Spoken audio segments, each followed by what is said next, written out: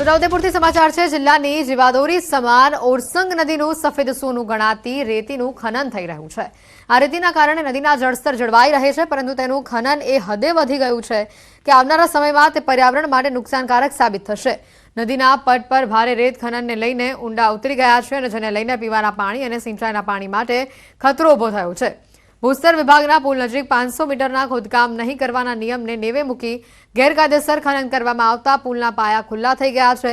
અંતે પુલ પર પણ આફત મંડરાઈ રહી હોય તેમ કહી શકાય।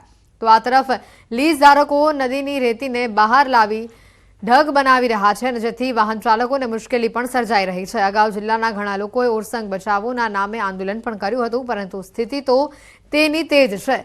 ત્યારે જો કોઈ પગલાં ભરવામાં નહીં આવે તો આવનારા સમયમાં મોટું સંકટ ઊભું થઈ શકે તેમ છે। સામેથી સાધન આવે છે ત્યારે ધૂળ એટલી બધી ઉડે છે કે બાઇક સવારે જે જાય છે એમને બહુ તકલીફ પડે છે, અને મોટા સાધન આવે છે ખાડાને દેખીને રોંગ સાઈડ આવે છે ત્યારે અકસ્માત થવાનો ભય રહે છે। ખેડૂત મરવાની આની પર છે। આપણે જે પહેલા 24 કલાક પાણી ચાલતું, અત્યારે પાણીની બહુ ગંભીર અત્યારથી ગંભીર પરિસ્થિતિ ઊભી થઈ છે। તો તમે આના માટે કંઈક કરો ને તમારી જોડે બીજા છોટાઉદેપુરના ધારાસભ્ય, સંખેડાના ધારાસભ્ય એ બી રજૂઆત કરે ને એ બધા જ આ પુલો પરથી, તમે જે પુલોની વાત કરી, જેતપુરનો પુલ તૂટી ગયો રેત ખનનની લીધે જ તૂટી ગયો છે, જે આગળ ખોદાણ થાય છે એવા દરેક પુલની આ જ પરિસ્થિતિ, પુલો નીચેથી આજે પણ રેતી ખોદાય છે। સાહેબ, રેતી ખનન અંગેના કેટલાક કાયદા હશે ગુજરાત સરકારના, માઇનિંગ અંગેના કાયદા, પણ કોણ આ કાયદાનું પાલન કરે છે? કયા લીઝવાળા આ કાયદાનું પાલન કરે છે? અને સામાન્ય એની સામે પનિશમેન્ટ, એમના વાહનો જપ્ત કરવામાં આવે છે, જેસીબી જપ્ત કરવામાં આવે છે, એ સિવાય બીજી સજા શું છે એમને? આ તો લોકમાતા છે, અને આ તો છોટાઉદેપુર જિલ્લાની લાઈફલાઈન છે। ઓરસંગ નદી લાઈફલાઈન। રેતીના લીઝ માલિકો જે માપણી થઈ એના કરતાં વધારે ખોદકામ કરવાના કારણે ત્યાંના જે પુલિયા હતા એનું પણ ધોવાણ થયેલ, જે બાબતે આજ રોજ એ પુલિયાની વિઝિટમાં હું નીકળ્યો હતો, અને જે બાઉન્ડ્રી હતી એના કરતાં વધારે ખોદકામ થઈ રહ્યું હતું, અને એ નદીનો પટ નહોતો, એ કોતરના પટમાં ખોદાણ થતું હતું, જેના કારણે જ એ પુલિયું પણ તૂટી ગયું હતું। છોટાઉદેપુર જિલ્લામાં પાછલા ઘણા સમયથી જે પરિવહન માટે બ્રિજના અને રસ્તાના મુદ્દાઓ અવારનવાર ઉઠી રહ્યા છે। તેમાં પહેલા જ ચોમાસાની અંદર જે ભારત નદીનો પુલ છે એ તૂટી ગયો, પછી જે હમણાં હાલના સમયે જે બોડેલીનો ઓરસંગનો બ્રિજ છે તેનું રિનોવેશનનું કામ ચાલી રહ્યું છે। પણ આમ જોવા જઈએ તો છોટાઉદેપુરના તમામ બ્રિજ જર્જરિત થઈ ગયેલા છે। ધોવાણનો અને જે ખાણકામનો પ્રશ્ન છે, અને અગાઉ જે માપણી છે અને હાલની તાજેતરની જે સ્થિતિ છે તેનો સાહેબને હાલની સ્થિતિ સુધીનો સાહેબને રિપોર્ટિંગ અમે કરી દઉં। સાહેબ, આ તો જે અત્યારે હાલની જે સ્થિતિ છે, અગાઉ ચોમાસા પહેલા જે માપણી થયેલી છે, બરાબર છે। હાલમાં જે સાહેબના પ્રશ્ન છે એ પ્રમાણે તપાસ કરીને નિયમ અનુસાર જે બી છે અહેવાલ સાહેબને જાણ। ભરૂચ શહેરનો પશ્ચિમ વિસ્તાર લીલી હરિયાળીથી ઢંકાયેલો વિસ્તાર હોય તેમ ચારેકોર લીલોતરી જોવા મળે છે, જેથી તેને વિદેશી પક્ષીઓના અનુકૂળ વિસ્તાર પણ માનવામાં આવે છે। ગિલાણી કુવા અને વાવ ફળિયા સહિત આજુબાજુના સમગ્ર વિસ્તારમાં હજારોની સંખ્યામાં વૃક્ષો આવેલા છે, જેના કારણે આ વિસ્તારમાં સિઝન મુજબ વિદેશી પક્ષીઓ આગમન કરતા હોય છે। વિદેશમાં દરિયામાં વસતા ગીધ જેટલું ઉડાન કરી રહેલા અને પીળી ચાંચ ઢાંક તરીકે ઓળખાતા વિદેશી પક્ષી હાલ ભરૂચના મહેમાન બન્યા છે। ગેલાણી કૂવામાં દર વર્ષની જેમ આ વખતે પણ શ્રીલંકન અને ઓસ્ટ્રેલિયન પક્ષીઓનો મેળાવડો જામી ગયો છે। ભરૂચના પશ્ચિમ વિસ્તારમાં ગેલાણી કૂવા સ્થિત એક તળાવ આવેલું છે, એની આજુબાજુ જે ઝાડો છે એ આંબલીના ઝાડ છે, લીમડાના ઝાડ છે, અન્ય વૃક્ષો છે, એની પર ચોમાસાના જે બગલા પ્રજનન કરી અને બચ્ચા મોટા કરીને 4 મહિનાની ચોમાસાની સિઝન પૂરી કરી અને બીજા એક અન્ય જાતિના પક્ષીઓ ઉડી ગયા છે। હાલ સુરતના ટેક્સટાઇલ ઉદ્યોગમાં તેજીનો દોર ચાલી રહ્યો છે, પરંતુ સામે પ્રોડક્શન નથી થઈ રહ્યું, અને તેનું કારણ છે કારીગરોની અછત। દિવાળીનો તહેવાર તેમજ છઠ પૂજા કરવા માટે કારીગરો તેમના વતન ગયા હતા, પરંતુ હજી પણ મોટા પ્રમાણમાં કારીગરો પરત નથી આવ્યા, અને જેની સીધી અસર ટેક્સટાઇલ ઉદ્યોગ ઉપર જોવા મળી રહી છે। કારીગરોને બોલાવવા માટે વેપારીઓ વ્યવસ્થા કરી આપવા છતાં પણ કારીગરો ન આવતા હાલ તેજી વચ્ચે કમાવાના સમયે વેપારીઓને રડવાનો વારો આવી રહ્યો છે। કાપડની માંગ હોવા છતાં પણ પ્રોડક્શન પૂરું કરી શકતા નથી, અને જેથી વેપારીઓને મોટું નુકસાન થયેલું જોવા મળી રહ્યું છે। આમ જોવા જઈએ તો 40 થી 50% જેવી શોર્ટેજ છે, કારણ કે દિવસ ખાલી ચાલે છે, રાત ખાલી બંધ થાય।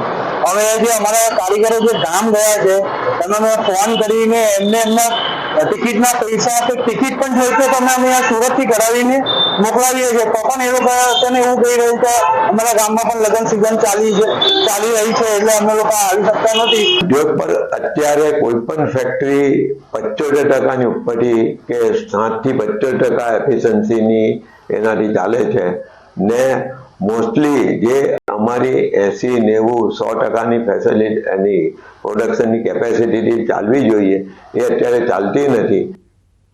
સામાન્ય રીતે આપણે ફળો કે શાકભાજીની છાલને ફેંકી દેતા હોઈએ છીએ, પરંતુ અમદાવાદ પૂર્વ વિસ્તારમાં વસવાટ કરતી મહિલાઓ આ છાલનો ઉપયોગ કરી વેસ્ટમાંથી બેસ્ટ વસ્તુ બનાવી રહી છે. અમદાવાદના પૂર્વમાં આવેલા ઓઢવ વિસ્તારમાં વસવાટ કરતી કેટલીક મહિલાઓ પર્યાવરણ જાળવણી માટે શાકભાજી કે ફળોની છાલમાંથી બાયોએન્ઝાઇમ બનાવે છે. બાયોએન્ઝાઇમ એટલે ફળ અને શાકભાજીના છોતરામાંથી દેશી ગોળ અને પાણીની ફર્મેટિંગ પ્રક્રિયાથી બનાવેલી જૈવિક દ્રવ્ય. આ મહિલાઓ નારંગી, સંતરા, મોસંબી, કેળા, કેરી, લીમડાના પાન તેમજ અરીઠાના છોતરામાંથી બાયોએન્ઝાઇમ બનાવે છે, જેને ઘરમાં કચરા પોતા માટે, કપડાં ધોવા માટે, વાસણ માંજવા માટે તેમજ કાચની સફાઈ માટે, ઘરેણા સફાઈ માટે અસરકારક રૂપ કામ કરે છે.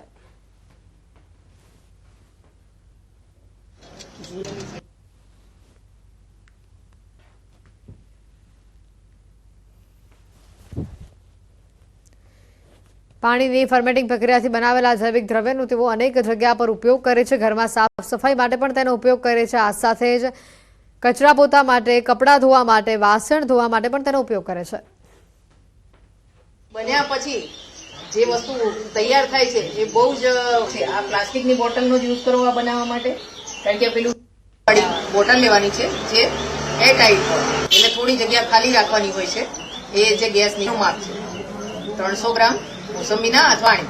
હવે આ સેન્ટ્રલ બોર્ડ ઓફ સેકન્ડરી એજ્યુકેશને સિંગલ ગર્લ ચાઇલ્ડ સ્કોલરશિપ યોજના માટે ઓનલાઈન અરજી પ્રક્રિયા શરૂ કરી છે.